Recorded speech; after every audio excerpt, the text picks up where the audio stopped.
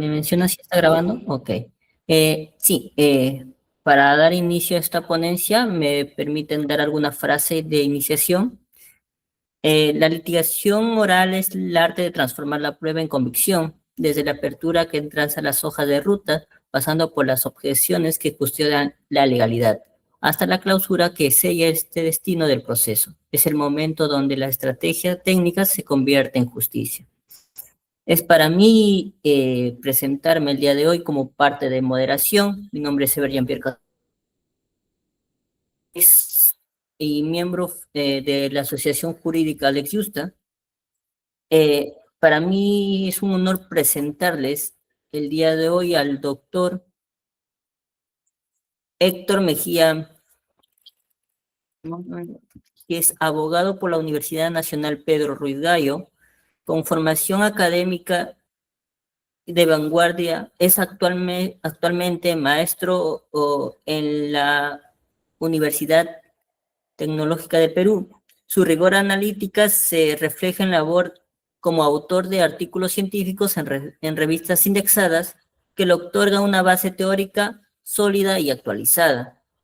Dentro del terreno práctico, cuenta con una visión integral del sistema penal tras su paso como ex auxiliar administrativo del Ministerio Público, experiencia que hace potencia desde el ejercicio privado como socio fundador de Ruestas y Mejía Abogados Sociedad Anónima.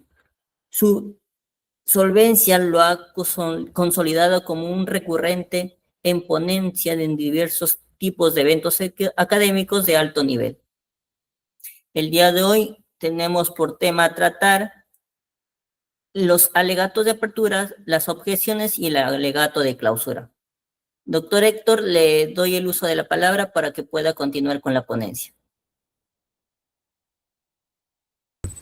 Muy amable, Castro, por la presentación que has tenido a bien formular esta noche. Agradecer a todos los que están presentes en esta sesión y desde luego es honorable, ¿no? Y es rescatable que personas que probablemente a esta hora hubiesen optado por cualquier otra cosa, están acá, se han dado ese tiempo como para escuchar, prepararse y actualizar los conocimientos que siempre tienen, son cambiantes en el derecho. Bueno, en esta oportunidad, como bien lo has expresado, vamos a tratar de explicar de forma práctica qué se entiende por alegatos de apertura, qué se entiende por objeciones y qué se entiende por alegatos de clausuras. Entonces, estos tres aspectos, más que teóricos, lo voy a enfocar desde un punto de vista práctico. Yo cuando era un estudiante de Derecho, ya hace un par de años, sabía mucho lo que era litigación oral, pero me di cuenta que una cosa es saber lo que te dicen los libros, lo que te dicen los autores, saber conceptos, naturaleza jurídica, cuáles son sus características, cuáles son las recomendaciones de cómo se estructura un alegato de apertura, cómo se estructura un alegato de clausura. Una cosa es eso y otra muy distinta es cómo se aplica en la realidad. Es por eso que en esta noche voy a abordar esos dos puntos, un punto de vista teórico y un punto de vista práctico. Permítanme, queridos amigos, proyectar algunas diapositivas para ejemplificar y ustedes permitan comprender con exactitud lo que quiero transmitir en esta noche. Un momento, por favor, voy a presentar.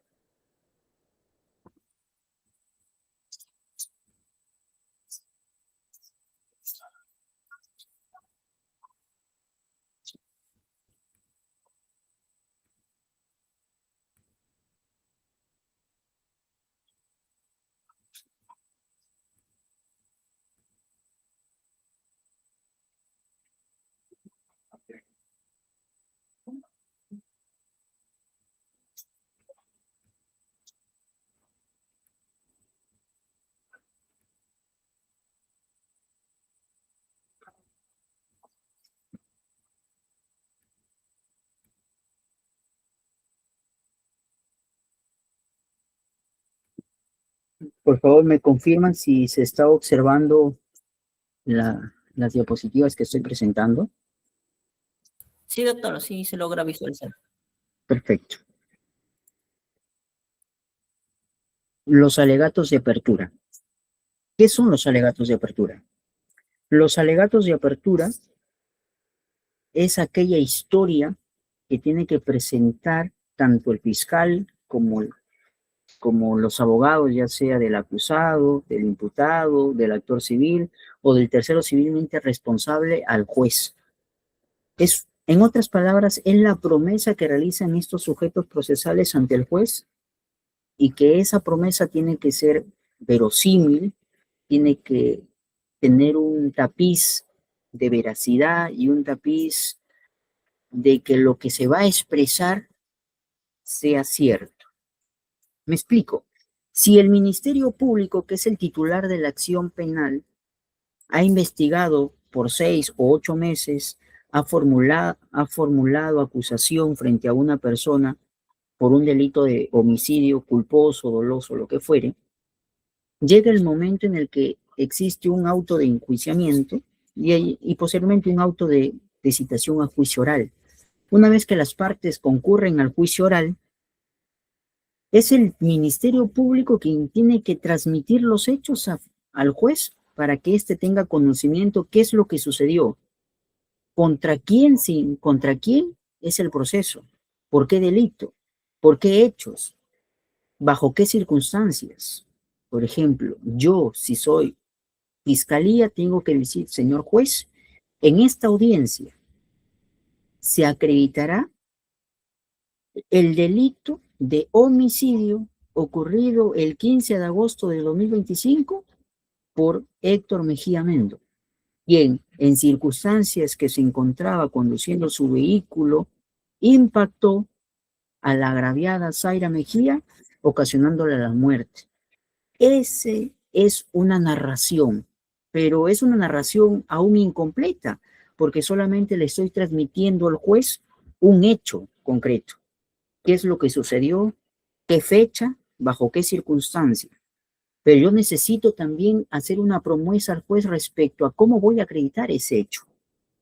Aunado al ejemplo que les estoy mencionando, por ejemplo, lo que tiene que hacer la fiscalía es, señores magistrados, si es un colegiado, si es unipersonal, señor juez, esos hechos que acabo de mencionar se acreditarán con el médico legista que concurrirá a esta audiencia y señalará cuál fue la causa de muerte de la agraviada Zaira Mejía. Se presentará los testigos que observaron de forma directa el atropello que realizó el imputado Héctor Mejía contra la agraviada y señalarán las circunstancias antecedentes, concomitantes y posteriores del hecho. Se visualizará, señor magistrado, las cámaras de videovigilancia recabadas y que se verificará en el momento oportuno cómo el imputado, conduciendo su vehículo, dio muerte a la agraviada y se fugó del lugar de los hechos.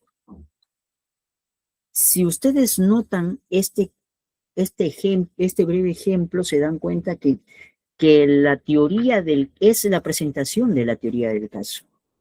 Los alegatos de apertura es el primer momento que tiene el representante del Ministerio Público, el abogado del imputado, el abogado del actor civil, el abogado del tercero civilmente responsable de presentar su teoría del caso. Fiscalía presentará su teoría del caso respecto a una tesis punitiva. Probablemente la defensa técnica presentará su teoría absolutoria o reducción de pena, de acuerdo al análisis que se realice de los hechos. El abogado del actor civil, su teoría del caso que presentará en los alegatos de apertura, estará ligado a solicitar una reparación civil, una indemnización por los daños y perjuicios ocasionados a la agraviada o a sus representantes, en este caso por homicidio. La teoría del caso del tercero civilmente responsable consistirá en acreditar que no existe ningún nexo de causalidad entre el imputado y el tercero civilmente responsable para que no pueda sufragar los gastos de la reparación civil, como es obvio.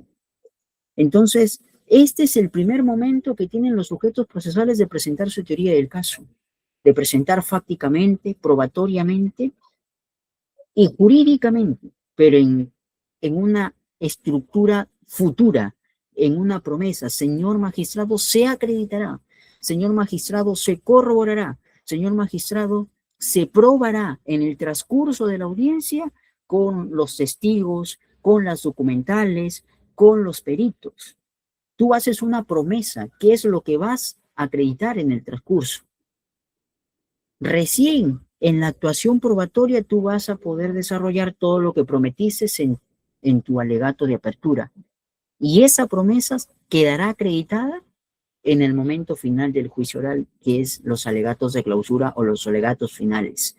Hago esta comparación porque mientras en los alegatos de apertura los sujetos procesales dirán, señor magistrado, se acreditará el delito de homicidio culposo en agravio de tal persona con las testimoniales de tales personas, con el perito Héctor Mejía o con el perito en criminalística forense.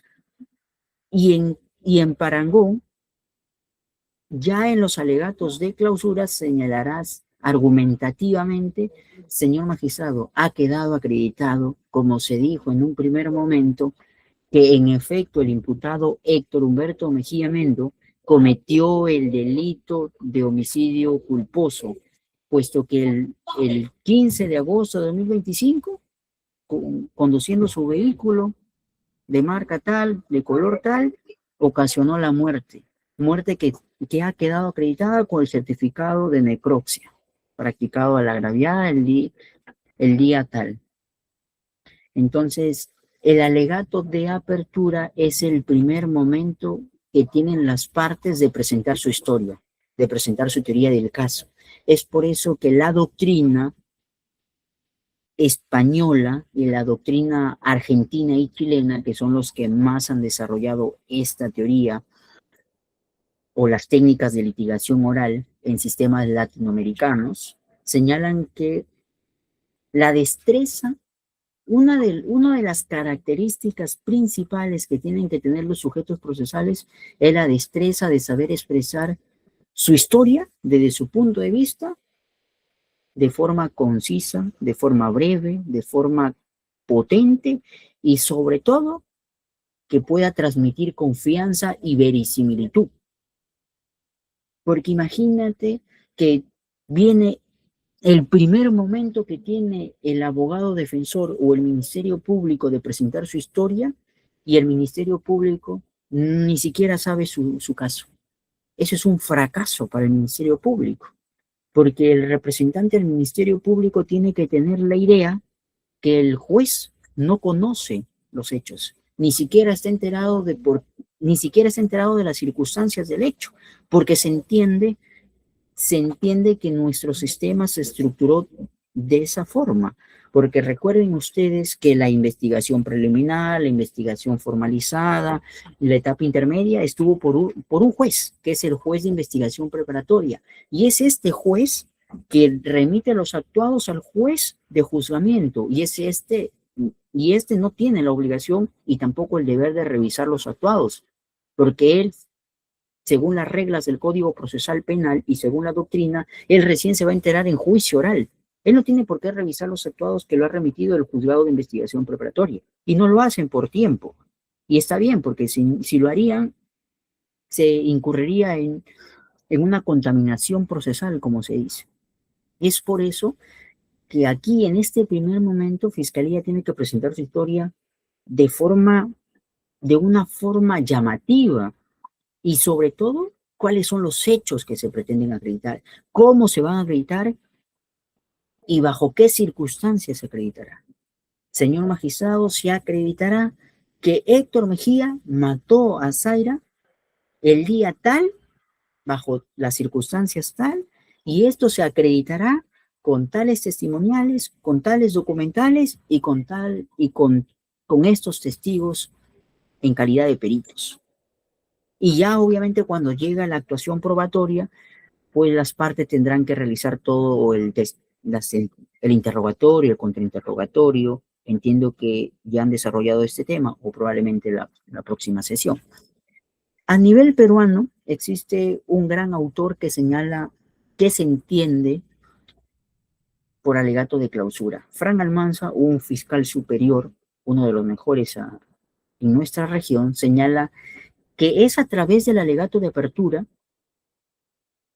que se construye el punto de vista a través del cual se sugerirá al tribunal examinar el caso y la prueba. Por supuesto, es en el alegato de apertura que la fiscalía o el abogado presenta su punto de vista del hecho, presenta su punto de vista de las pruebas, presenta su punto de vista de lo que sucedió el día tal.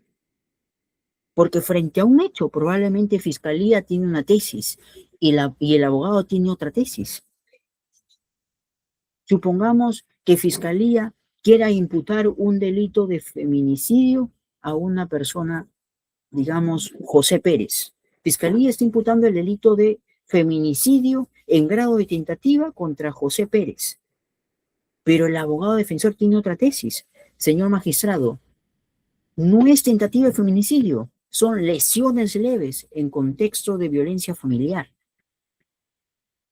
¿Y eso es una buena tesis? Claro que sí.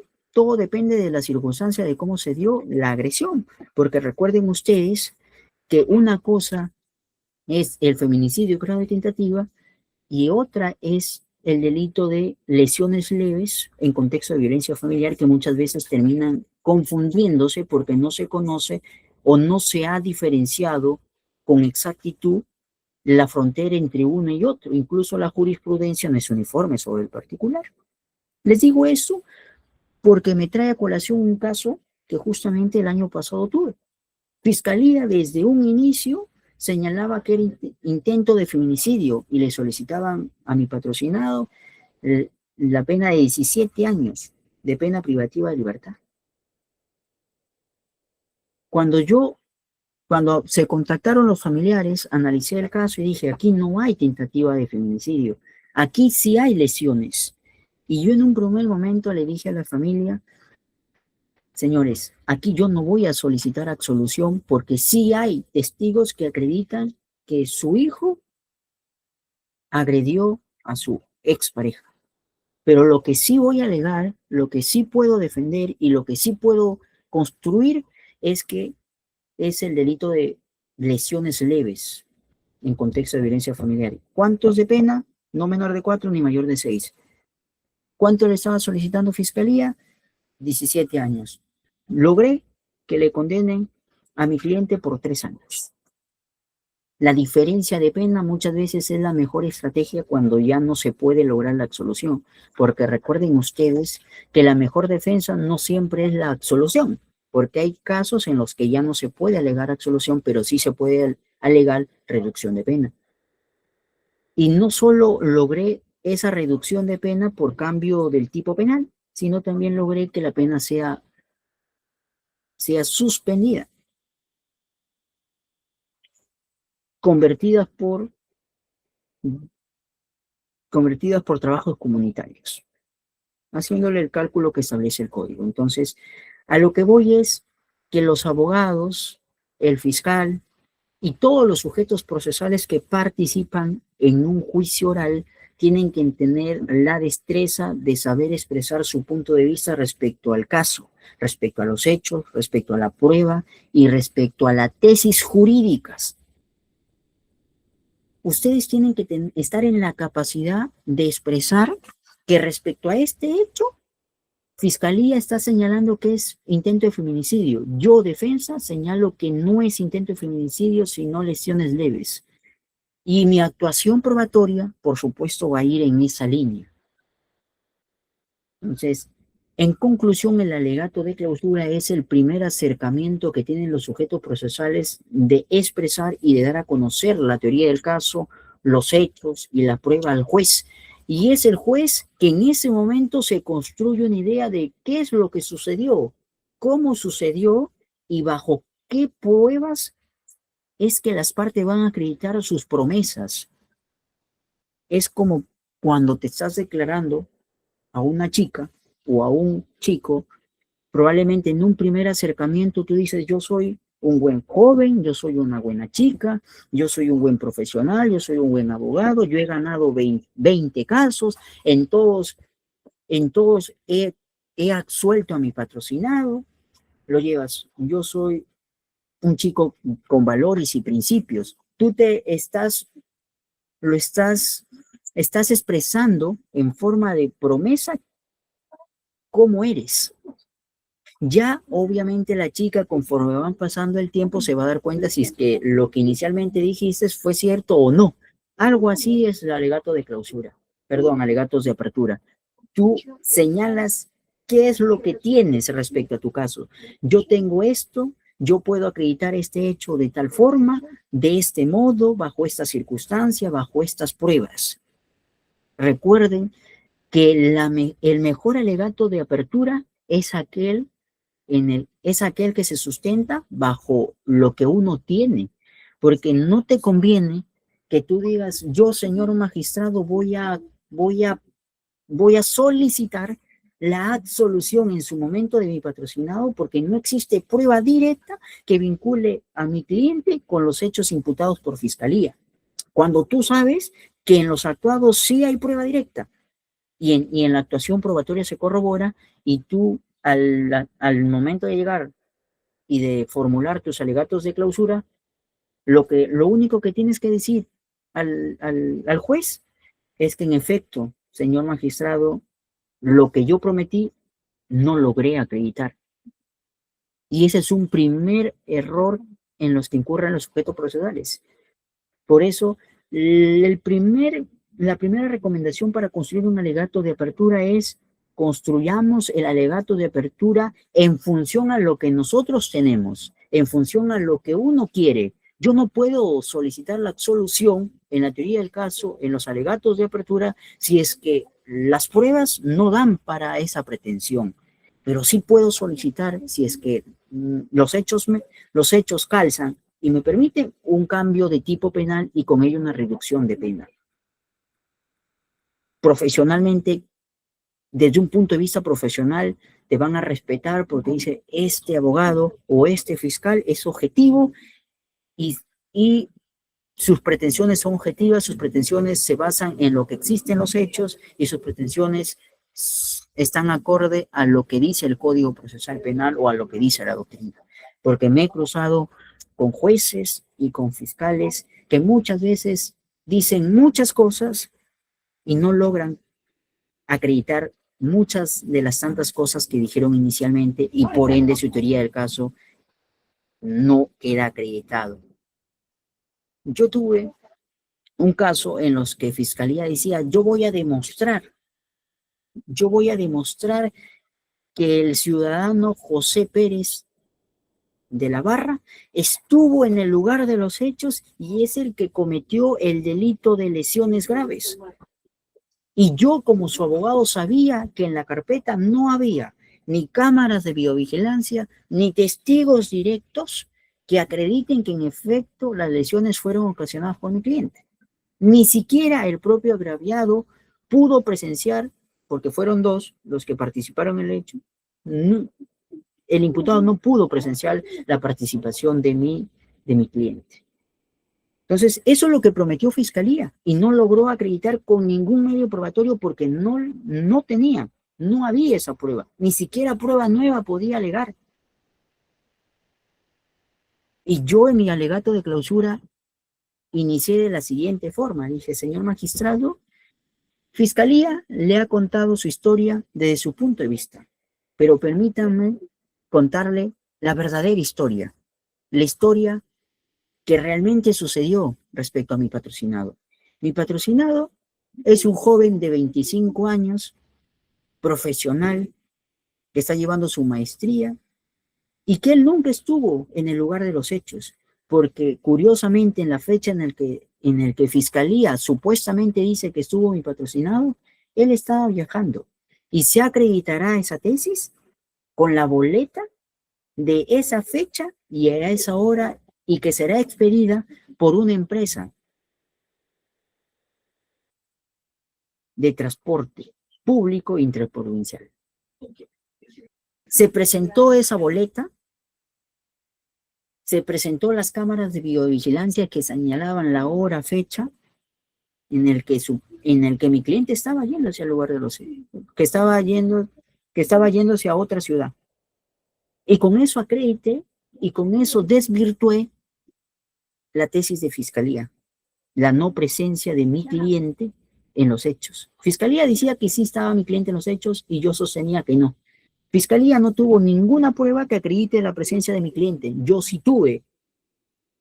Pero cabe la posibilidad, señor, amigos, que aún no tuviendo alguna prueba que acredite la no presencia de mi cliente en los hechos, si es que Fiscalía no tiene la prueba para acreditar que en efecto mi cliente estuvo en los hechos, también se absuelve. Porque recuerden ustedes que es la Fiscalía quien tiene que probar lo que afirma y no la defensa. Porque recuerden que hay defensa pasiva y hay defensa activa. La defensa pasiva es aquella que niega los hechos y no la prueba. Y si Fiscalía no la prueba, absolución. Y hay defensa activa, por supuesto, es aquella que niega y prueba, absolución. Esto depende de los hechos. Esto depende de un estudio minucioso del caso, de la carpeta, del expediente. Es por eso que la primera recomendación a ustedes, amigos, probablemente me pueden estar escuchando abogados, alumnos, estudiantes de derecho, de distintos años. Estudien el caso. Aventúrense a conocer casos reales. Pero la primera gran recomendación es, antes de adoptar una hipótesis, antes de adoptar una postura sobre un caso, estudien qué es lo que hay.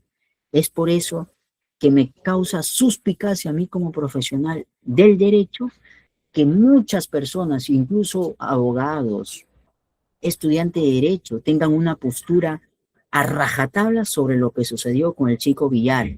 Es una noticia que a todo el mundo le está ufanando, todo el mundo comenta, todo el mundo es abogado, todo el mundo es jurista, pero recuerden que un buen profesional, lo único que se va a atinar a comentar es de forma general, no puede establecer conceptos específicos y claros.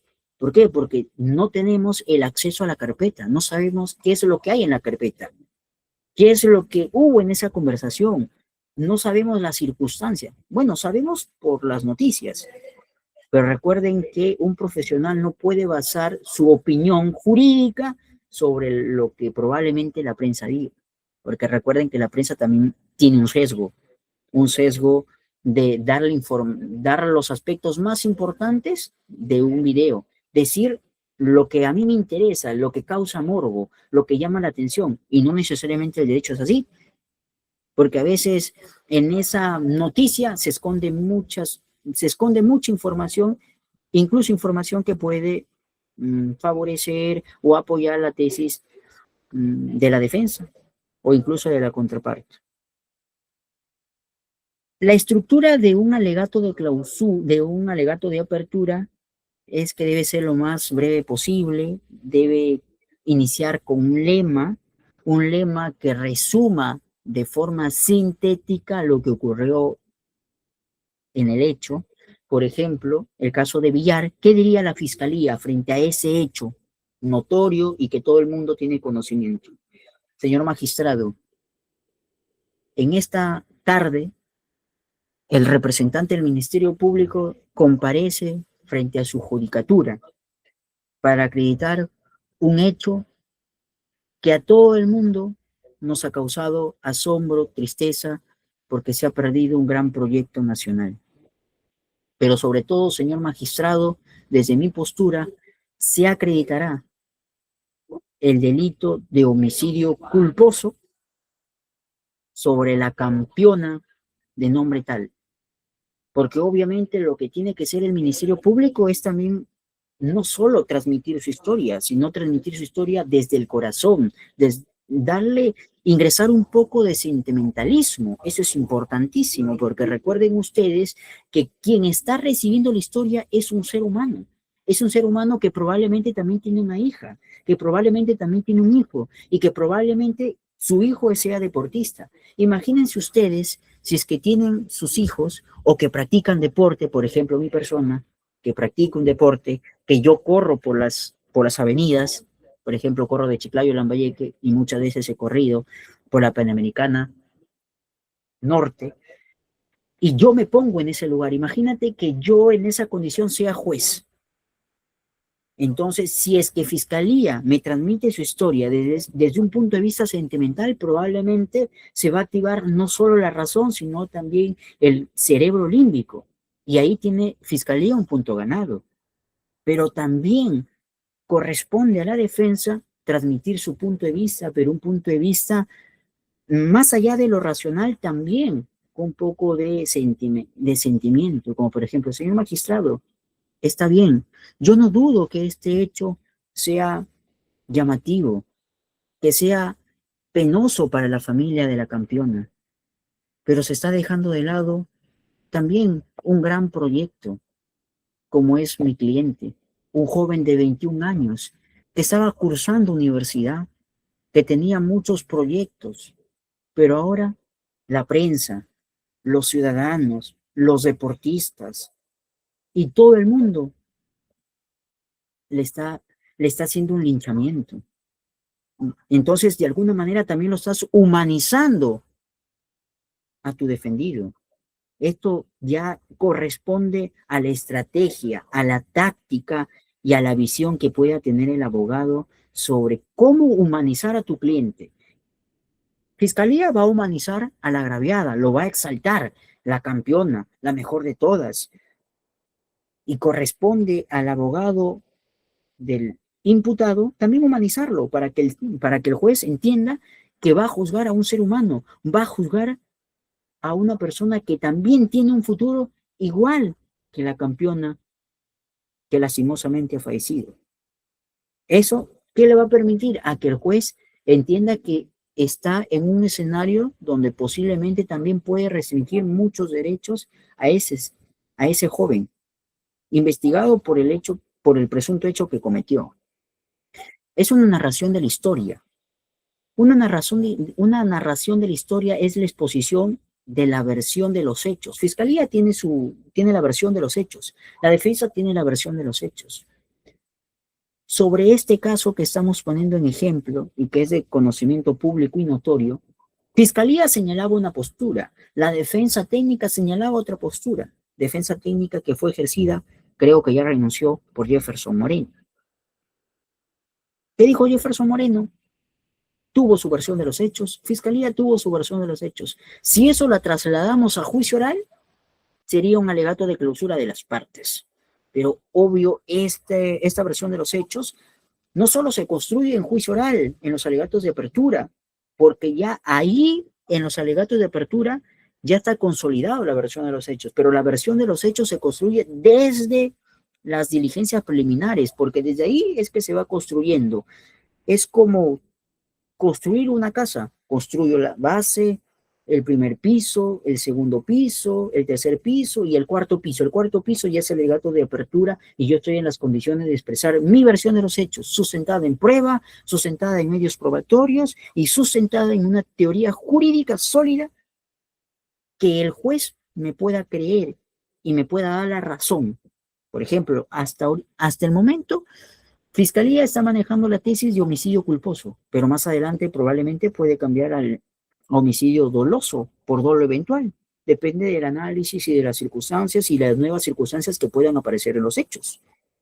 En un primer momento la defensa tuvo una versión, estuvo en shock, estuvo en la clínica y posteriormente salieron videos, declaraciones donde presuntamente no estaba ni en la clínica ni en shock. Entonces esa versión no fue tan verdadera probablemente, o al menos eso se infiere de los videos proyectados en televisión nacional. Entonces, la narración de las historias y de los hechos conforme a nuestra postura en tiempo, espacio y sobre todo identificando a los que intervinieron en el suceso, imputado, agraviado, testigo, quiénes van a declarar, cómo van a declarar, bajo qué circunstancias van a declarar y sobre qué van a declarar. El testigo, señor magistrado, va a concurrir en esta audiencia el testigo experto o el médico legista Zaira Sandoval que explicará sobre el certificado médico legal que señala defloración antigua, vía anal y borramiento de pliegues perianales de la señorita agraviada por delito de violación sexual cometida por persona tal. Entonces, esto es importante porque le estás diciendo al juez que el delito de violación sexual lo vas a acreditar con un experto, con un médico, y que ese médico te va a decir que esa agraviada tuvo defloración reciente, vía vaginal, y que tuvo borramiento de pliegues perianales, introducción anal. No solamente le estás diciendo la promesa, sino le estás diciendo cómo es que vas a acreditar esa promesa. Cuando esos dos componentes tiene tu alegato de apertura, entonces es correcto.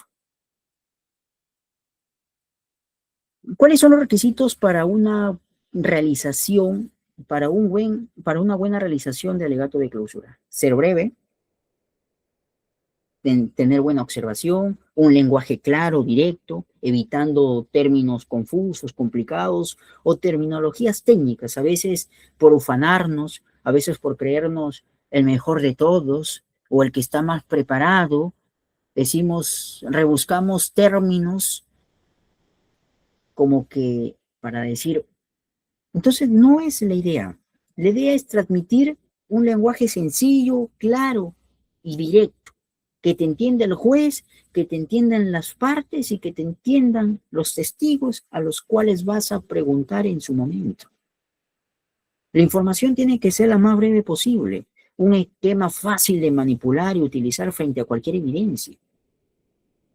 La conexión significa que lo que estás diciendo lo digas con algún sentimiento, con alguna sensación, con ideas de carácter general y colectivo.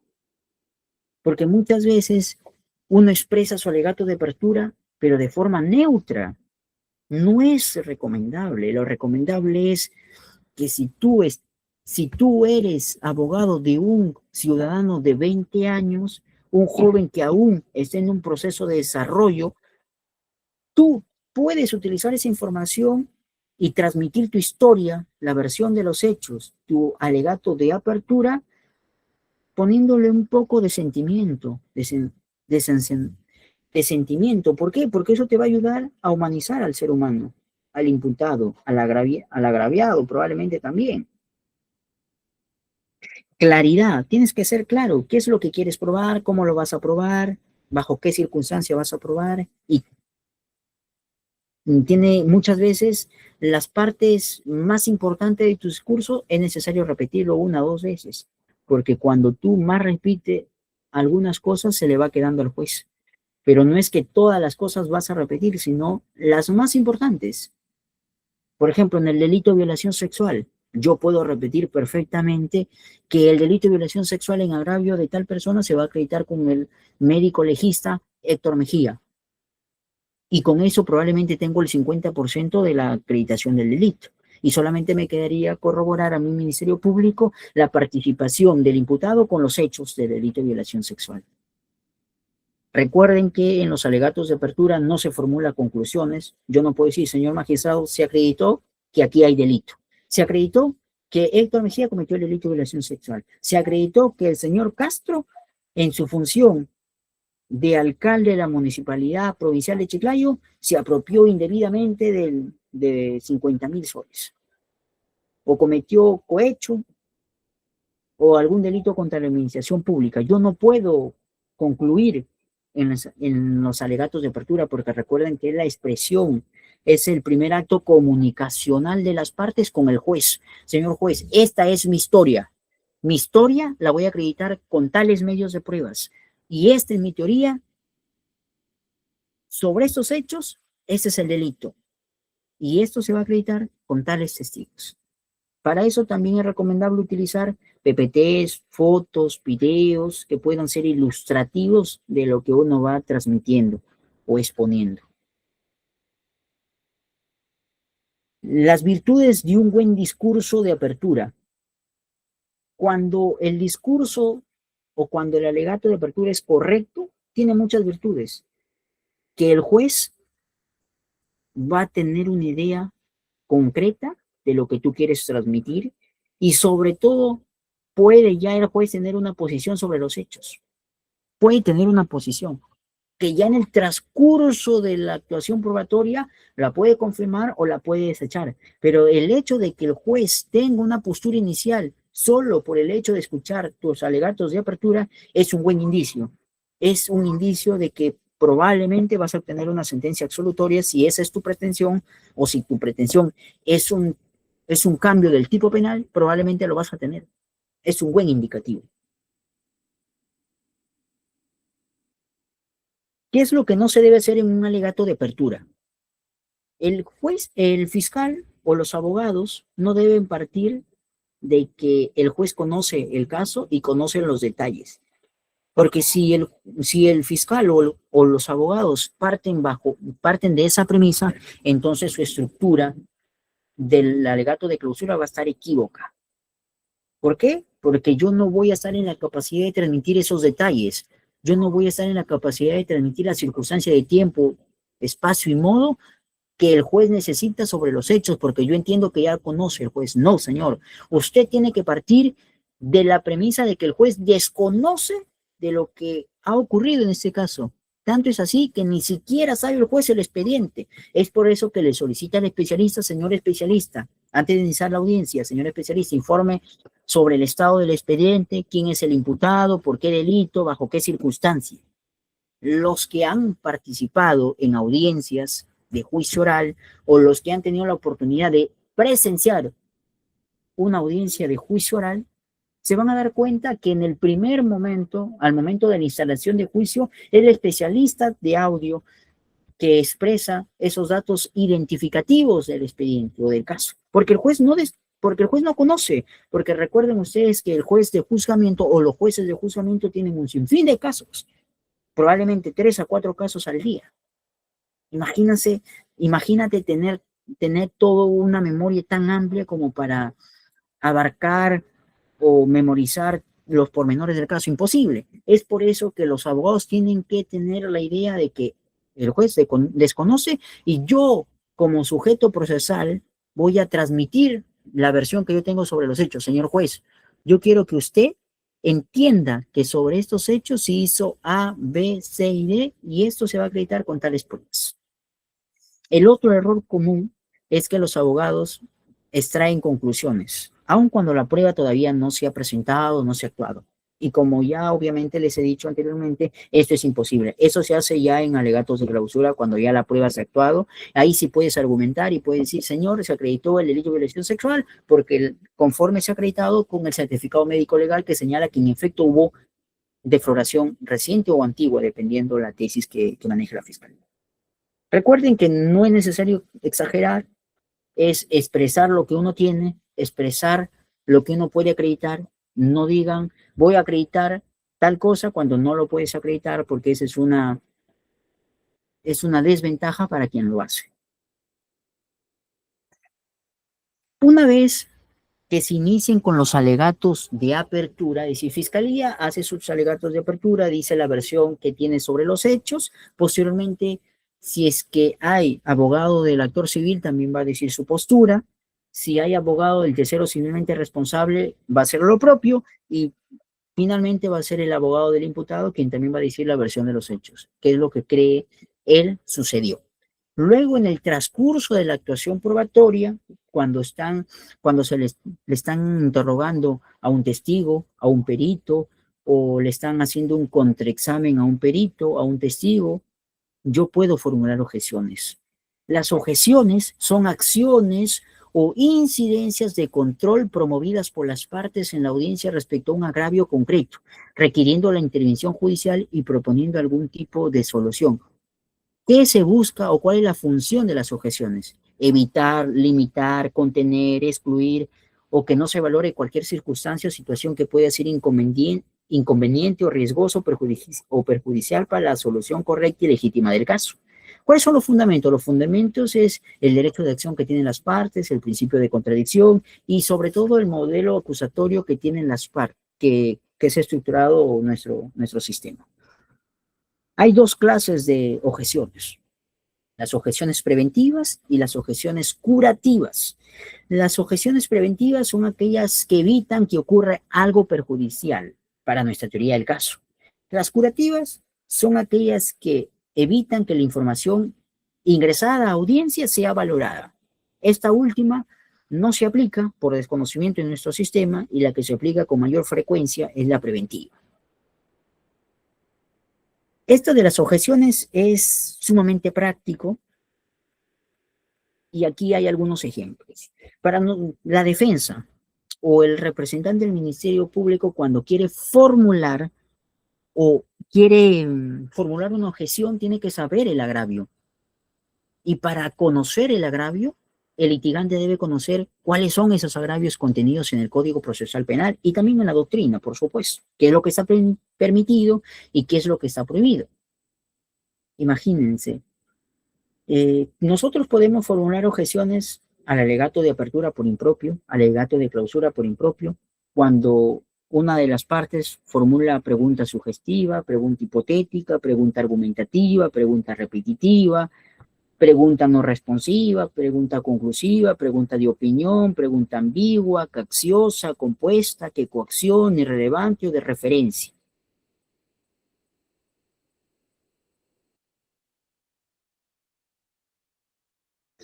¿Por qué los alegatos, bajo qué circunstancias se podría formular una objeción al alegato de apertura?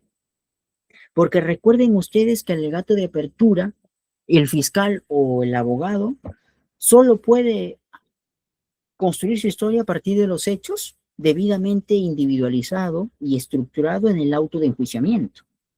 Solamente puede estructurar sobre un tipo penal el que está calificado en el auto de enjuiciamiento. Puede mencionar los medios probatorios que están en la acusación y que han sido admitidos. Es por eso que tanto Fiscalía como la defensa tienen que tener destreza, tienen que estar atentos a lo que está diciendo la contraparte en audiencia. No tienen que estar pues con el celular, whatsappeando o estando en redes sociales mientras Fiscalía está haciendo sus alegatos o mientras la defensa está haciendo sus alegatos, porque ahí usted está cometiendo un gran error. En el juicio oral usted tiene que tener una concentración del 200%. Mientras yo como abogado defensor, yo tengo que estar atento qué es lo que está diciendo Fiscalía. Por ejemplo, Fiscalía dice, señor magistrado, en esta audiencia se acreditará que el ciudadano Héctor Humberto Mejía Mendo cometió el delito de violación sexual y actos contra el pudor. Objeción, señor magistrado.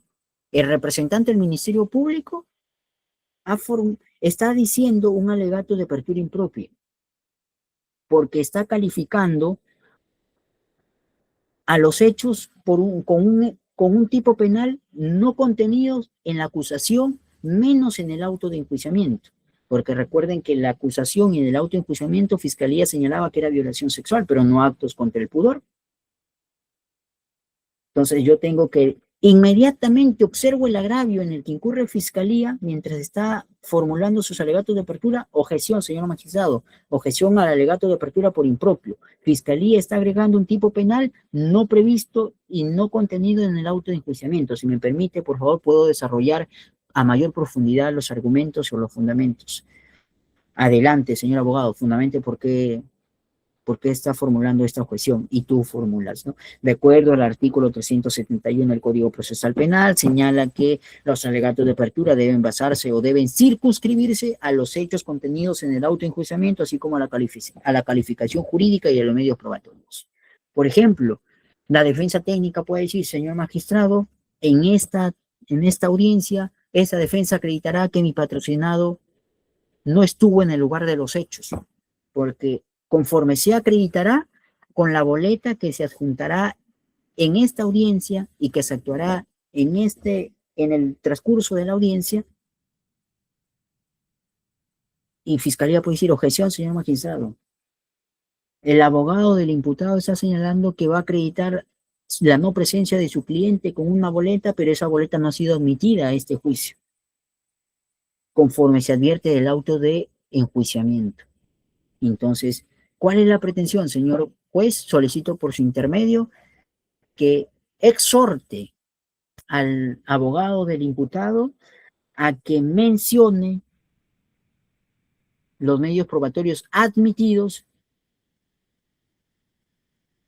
y entonces lo que va a hacer el juez, señor abogado, en efecto, estoy viendo el autoenjuiciamiento y no hay ningún voucher a los que usted hace referencia, ni menos una boleta a la que usted está haciendo referencia de los viajes. Así que, por favor, de aquí en adelante, circunscriba su alegato a lo contenido en el autoenjuiciamiento por el principio de veracidad, de buena fe procesal que tiene conforme lo exige el Código Procesal Penal. Esos son alegatos, son objeciones, perdón, al alegato de apertura. Cuando un alegato de apertura tiene esas omisiones, esos agregados, es un alegato de apertura impropio. Pero si tú, abogado, o si tú, fiscal, no estás atento a lo que está ocurriendo en audiencia, puedes permitir que ingreses información. Y si ingreses información, puede ser perjudicial. Puede ser perjudicial porque a veces no lo es.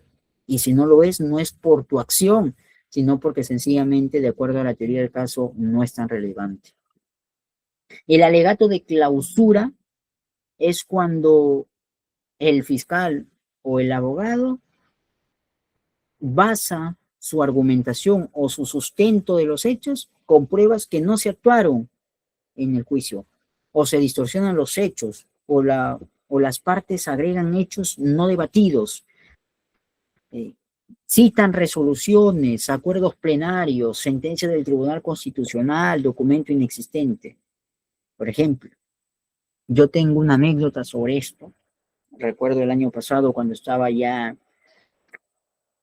en los alegatos de clausura, representante del Ministerio Público, porque recuerden que yo tengo la noble función y oficio de ser abogado defensor en litigios penales, y el representante del Ministerio Público en un delito de violación sexual señalaba, conforme lo ha señalado, señor magistrado, el Tribunal Constitucional en el expediente 025-2025, Guaura, señaló en el fundamento 5 que la incredibilidad sugestiva no tiene que basarse bajo estas circunstancias, lo otro, bla, bla, bla.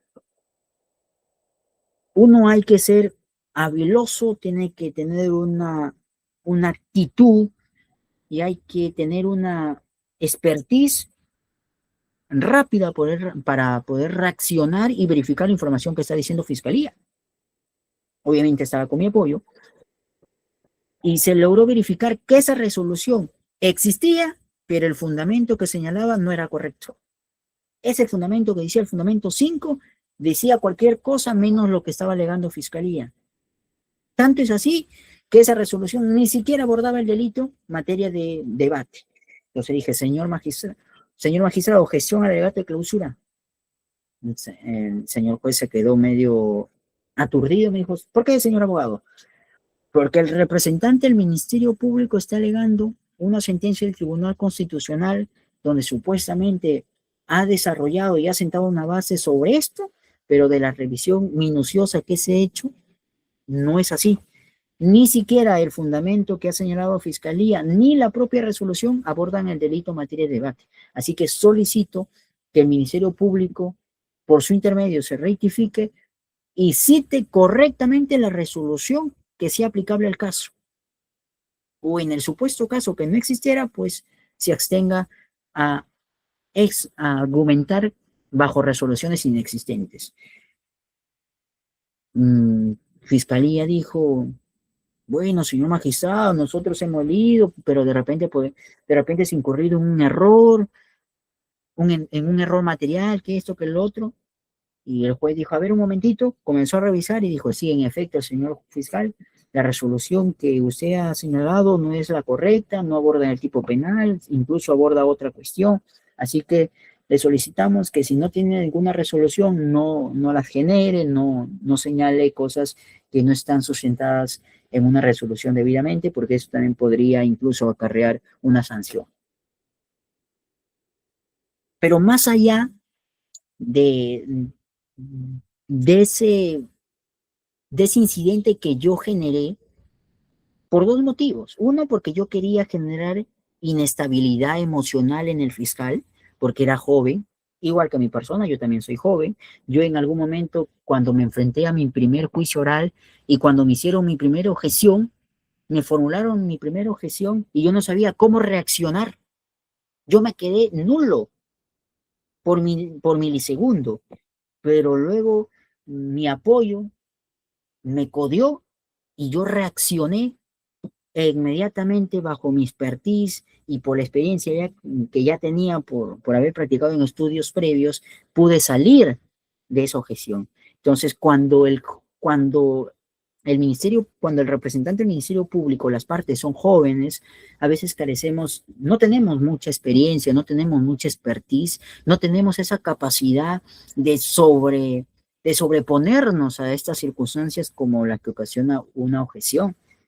Es por eso que es necesario a veces formular esa objeción para generar inestabilidad.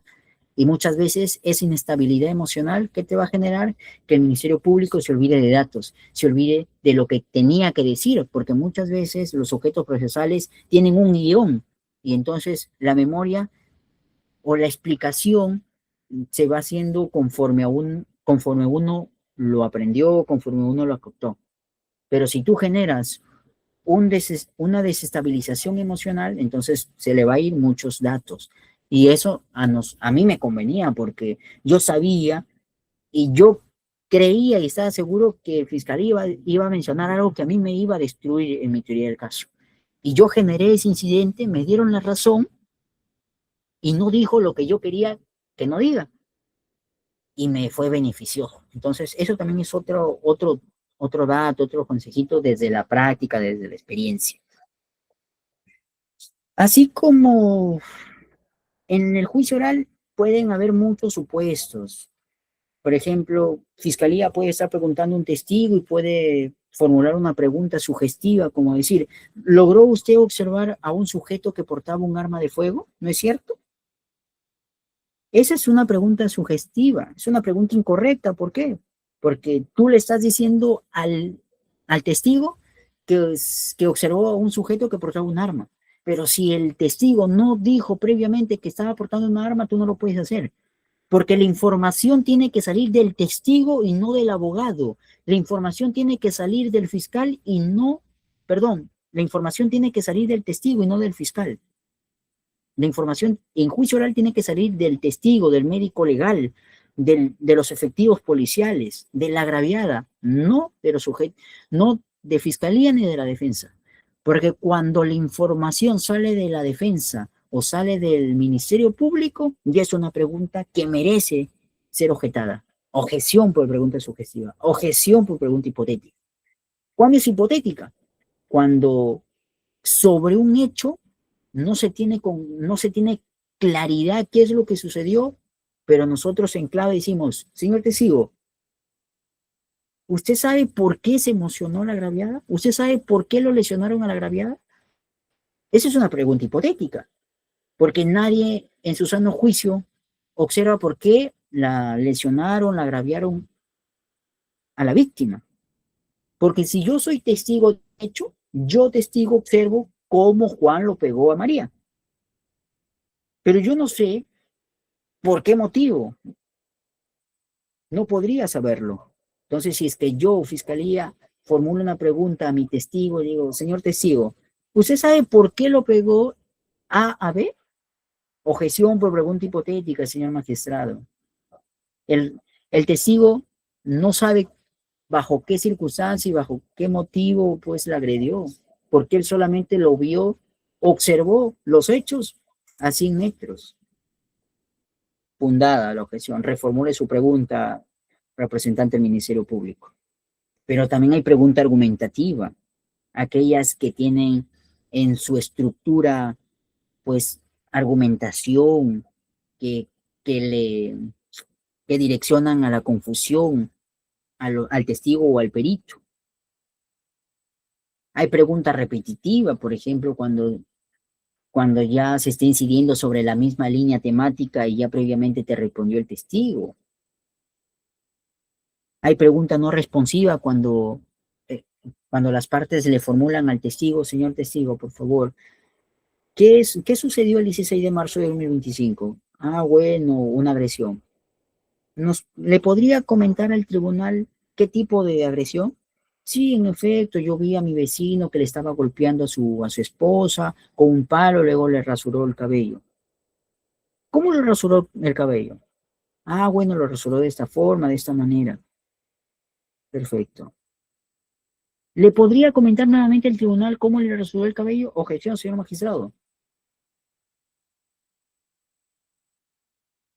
O, por ejemplo, la conclusiva, cuando, cuando en la pregunta internamente va una conclusión. Cuando la conclusión la asume el fiscal o la defensa y no la formula y no la genera el testigo. Aquí voy a poner algunos ejemplos para que ustedes puedan entender. Mire, fiscalía, ¿qué hizo al llegar al cuarto de su fallecida vecina? Sintió un olor medio raro, dijo el testigo. Fiscalía, ¿y ese olor a gas que usted sintió lo afectó? Esa es una pregunta incorrecta. Es una pregunta que merece ser objetada. ¿Por qué? Porque el testigo solamente dijo, sentí un olor medio raro, pero no dijo bajo qué, de qué era ese olor. Pero mira, fiscalía, mañosamente lo que dijo, y ese olor a gas, agregó gas. La fiscalía entiende que ese olor medio raro es a consecuencia del gas, porque era su teoría del caso. Entonces, yo, abogado defensor, ¿qué tengo que decir? Objeción, señor magistrado. Objeción por pregunta conclusiva. El representante del Ministerio Público está concluyendo que el olor medio raro es a consecuencia de una fuga de gas, cuando eso no señaló el testigo. El testigo solo señaló que es un olor medio raro, no identificó a qué se debe. Pero si yo, defensa, estoy chateando o estoy en otras o estoy pensando en cualquier cosa menos concentrada en la audiencia, yo no lo voy a objetar y esa pregunta se va a contestar. En el supuesto caso que no formó la objeción, mira lo que dijo el testigo. Sí, mucho, me dolió la cabeza. Luego supe por información de los médicos que ese olor le causó la muerte a mi vecina, a quien tanto quise. Mira esa información que ingresó a juicio oral. No solo te va a lacerar y no solo te va a lastimar tu teoría del caso, sino que probablemente por ese pequeño error, por ese pequeño descuido, puede que tu cliente termine sentenciado o condenado. Aquí hay otro ejemplo. Señor, recuerden que también se puede formular objeciones al juez. Cuando yo tuve conocimiento de esto, ya hace 3 años aproximadamente, yo dije, ¿cómo es que se va a formular objeción al juez? Sí se puede formular objeciones al juez cuando el juez elabora preguntas incorrectas, cuando la estructura de las preguntas no sean acorde a las reglas del Código Procesal Penal. Y la puedes formular con fuerza y vigorosidad, con el sustento jurídico necesario para que te dé la razón, que probablemente te la puede rechazar, pero la idea es que tú formules una objeción. Yo en mi práctica formulé una objeción, ya como abogado litigante, logré formular una objeción al juez, porque recuerden que el juez solamente puede formular preguntas aclaratorias o cuando existan dudas sobre lo que dijo el testigo, pero si el testigo nunca declaró o si el testigo dijo A y el juez va por B, objeción, señor magistrado, objeción a usted, porque usted está formulando una pregunta distinta a la línea temática desarrollada por las partes, lo cual está supliendo la función de las partes, y eso no es su función. Usted solamente puede formular preguntas aclaratorias o en caso de dudas, y sobre lo que usted está formulando no existe ni duda ni aclaración. Hay otras. Acá he juntado muchos ejemplos.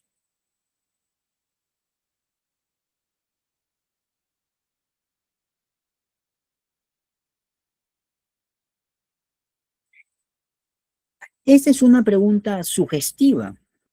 La pregunta sugestiva es cuando en su estructura lleva consigo la respuesta. Por ejemplo, ¿logró usted observar a un sujeto que portaba un arma de fuego? ¿No es cierto? Sí. el testigo te va a decir que sí, porque tú le estás diciendo que ese sujeto portaba un arma de fuego. ¿Cómo hacemos para que esa pregunta no sea sugestiva? Señor, señor testigo, ¿usted observó a un sujeto? Sí, sí observé a un sujeto. ¿Qué estaba haciendo ese sujeto? Ah, bueno, estaba caminando por las calles. ¿Qué más? Ah, bueno, llevaba algo en sus manos. Sobre lo que llevaba en las manos, ¿usted logró verificar qué era? Ah, sí, por supuesto, era un arma de fuego. ¿Le podría decir al tribunal qué color era esa arma de fuego? Sí, claro, era negra con mangos plomos. Verifiquen la estructura de la pregunta. Tienen que ser abiertas. La información de eso, de que ese sujeto estaba con arma de fuego, tiene que ingresar por el testigo y no por la fiscalía ni por la defensa. Eso es indebido. Y cuando eso sucede, objeción, señor magistrado, por pregunta sugestiva. Haces tu argumentación y solicitas tu pretensión. Solicito que el representante del Ministerio Público o solicito que la defensa técnica reformule su pregunta bajo un constructo correcto. Por ejemplo, también existe eh, otras objeciones. Cuando se pregunta, por ejemplo, yo, fiscalía, tengo a mi testigo, un perito contable, y le digo, señor perito contable, muy buenas tardes, le saluda el representante del Ministerio Público, Héctor Mejía. Díganos, ¿usted elaboró una pericia? Sí. ¿Le puede decir al tribunal qué número? Sí, es el número 025-2015. ¿De qué fecha? Del 2025. Sobre esa pericia, ¿le puede decir al señor magistrado qué método utilizó? Sí, bueno, determinamos que el análisis normativo de la ley presupuesto y la directiva sobre contabilidad elaboradas por la entidad municipal asciende a un perjuicio ascendente de 1.000.000 de soles. Entonces, yo, abogado, señor, objeción, señor magistrado, por pregunta no responsiva, porque el testigo no está respondiendo lo que yo le formulé. Yo le dije, yo le he preguntado por método, y me ha dicho la conclusión, señor magistrado. Y el juez me va a dar la razón, va a decir, en efecto, señor testigo, por favor, responda a lo que le está formulando la defensa. Responda a lo que le está formulando el representante del Ministerio Público. No responda a otra cosa. Usted ciñese a responder lo que se le están formulando. Si le formulan por el método, responda que el método fue tal. Y si no tiene o desconoce, señala que desconoce, pero no diga cualquier otra cosa. Esta es una pregunta incorrecta. Cuando el testigo te responde cualquier otra cosa, menos lo que has preguntado, es una objeción por pregunta no responsiva. ¿Por qué? Porque no te está respondiendo. Y esto sucede mucho cuando el testigo de la contraparte, cuando yo, fiscalía, presento a mi testigo, a mi perito, y cuando el perito va a responder la pregunta de la defensa, probablemente haga eso. Y a un abogado inexperto en temas de litigación oral, pues le va a responder cualquier cosa y probablemente si es que no objeta el abogado, pues va a ser perjudicial para tu teoría de caso. Porque probablemente yo como defensa quería saber el método porque yo previamente sabía de que esa pericia no tenía un método. Y si una pericia no tiene un método, yo voy a señalar al juez en mis alegatos de clausura que esa pericia no puede sustentar una condena porque no tiene un método. Y una pericia que no tiene un método es contrario a la ciencia, es pseudociencia, es ciencia basura, como dirían los norteamericanos. Entonces, todo está ligado. Todo, uno tiene que saber qué es lo que tiene, qué medios probatorios tiene, cuál es la estrategia y la táctica. Bueno, así otros muchos ejemplos, pero por cuestión de tiempo voy a avanzar. Luego de que se da estas objeciones en el transcurso de la actuación probatoria, que puede ser a los testigos o a los peritos, incluso también se puede hacer objeciones a la oralización de los documentos, cuando la oralización es indebida o cuando se da una lectura de todo el texto. Imagínense que un documento que se quiere realizar es de 100 páginas y a veces existen criterios pues errados donde dicen, no, señor abogado, señor fiscal, lea todo el documento. Señor juez, objeción a esa técnica, es incorrecta. El Código Procesal Penal señala que la oralización solo se centra o solo se circunscribe a los aspectos más relevantes. ¿Cuál es el aporte probatorio del documento? Eso es lo que tiene que decirle al Ministerio Público, no dar una lectura, porque la lectura íntegra de un documento se hace fuera del proceso. Probablemente se hace en diligencias preliminares, en investigación formalizada, pero en juicio oral solo las partes señalan cuál es el aporte probatorio. ¿Por qué? Porque muchas veces no existe aporte probatorio, solamente existe mucho texto. Y la abundancia de texto no necesariamente prueba algo. Alegato de clausura. El alegato de clausura es el cierre, es el momento, es el único momento, es el único y final momento que tienen las partes para decir, señor juez, así como lo prometí, acabo de acreditar, hubo violación sexual. Y este delito quedó acreditado con tales medios probatorios. Señor fiscal, señor juez, así como yo en su momento le prometí que mi patrocinado no estuvo en el lugar de los hechos, he acreditado, o se acreditó que en efecto mi patrocinado nunca estuvo en el lugar de los hechos, como se ha corroborado con las boletas de viaje de mi patrocinado. Aquí viene la experiencia, la capacidad analítica del abogado, porque acá tienes que formular argumentos presentados en forma lógicas, claras y consistentes de qué es lo que sucedió en los hechos, cómo se sucedió y bajo qué circunstancias y bajo qué medios se acreditó. El alegato de clausura es la conclusión. Allí se presenta todo lo que se ha probado, todas las actuaciones actuadas y todas las que se han incorporado. Señor magistrado, en este juicio se acreditó que no hubo violación sexual, porque el perito propuesto por Fiscalía nunca señaló, ni siquiera de manera indiciaria, que haya habido defloración antigua, defloración reciente, ni por vía anal, ni por vía vaginal, ni por vía oral. Señor magistrado, también se ha acreditado con los testigos que han concurrido, ofrecidos por el propio Ministerio Público, que mi cliente nunca fue el autor de este delito imputado de forma incorrecta por el fiscal. Aun cuando Fiscalía crea sostener este juicio o esta imputación, no ha logrado derribar la presunción de inocencia. O en todo caso, señor magistrado, existe una duda razonable que le favorece a mi patrocinado conforme a lo estipulado en el Código Procesal Penal. A contraparte, señor magistrado, este Ministerio Público acreditó como se comprometió hace 5 sesiones la realización del delito de violencia familiar en agravio de tal persona cometido por Héctor Mejía. El perito María Mendoza señaló lesiones psicológicas, lesiones físicas, cuantificables de 5 días de incapacidad médico-legal por 3.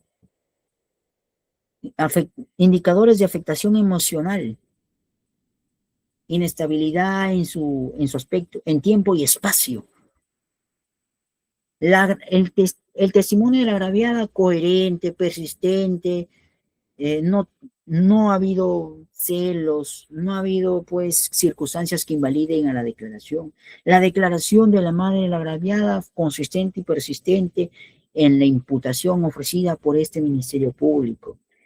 El testimonio de la vecina Teresa María Mendoza de la misma forma. Entonces, es en el alegato de clausura donde Fiscalía y la defensa técnica argumenta qué es lo que se hizo, qué es lo que se probó y qué es lo que no se probó. Y luego de eso ya viene la sentencia absolutoria o condenatoria. Bueno, eso es todo por mi parte. Espero hayan entendido sobre estos temas sumamente interesantes. Muchas gracias, doctor, por su disertación sobre el tema a tratar el día de hoy. Chat o pueden levantar la mano, la opción levantar la mano para hacer las preguntas correspondientes en esta zona.